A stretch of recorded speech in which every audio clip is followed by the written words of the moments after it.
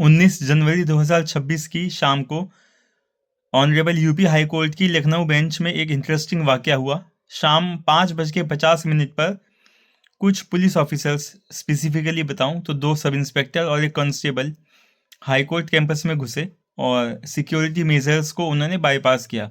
यानी एंट्रेंस पर उन्होंने ये कह दिया कि वो कोई काउंटर एफिडेविट बनवाने आए हैं, तो उनको अंदर जाने दिया गया।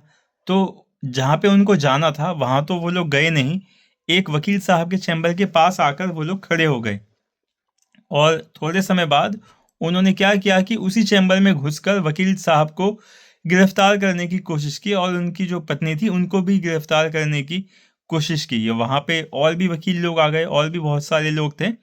तो उन्होंने जब पुलिस वालों से पूछा कि क्या आप यहाँ क्या करने आए हैं, तो उन पुलिस वालों ने एक और ही क्लेम कर दिया कि कोई बेल उस दिन के लिए लिस्टेड थी और वो उसमें वहाँ पर किसी काम से आए हैं। कॉज लिस्ट 19 जनवरी की जब चेक की गई तब पुलिस वाले के द्वारा बताई गई कोई भी बेल मैटर वैसी उस लिस्ट में नहीं मिली। तो लिहाजा हाई कोर्ट का जो एडमिनिस्ट्रेशन है उन्होंने भी इस मामले को सख्ताई से लिया और जिन वकील साहब को उन्होंने गिरफ्तार करने की कोशिश की उन्होंने भी इस मामले में एफआईआर दर्ज की। हाई कोर्ट के एडमिनिस्ट्रेशन के आदेश पर भी लखनऊ के विभूति खंड पुलिस स्टेशन में एक एफआईआर इस मामले में बीएनएस की एप्रोप्रिएट धाराओं के अंतर्गत दर्ज की गई है और अब लखनऊ की पुलिस जो है अपने ही अफसरों के खिलाफ कार्रवाई करेगी और जांच करेगी कि इतना बड़ा सिक्योरिटी लैप्स उन्होंने क्यों किया, किस इंटेंशन के साथ किया।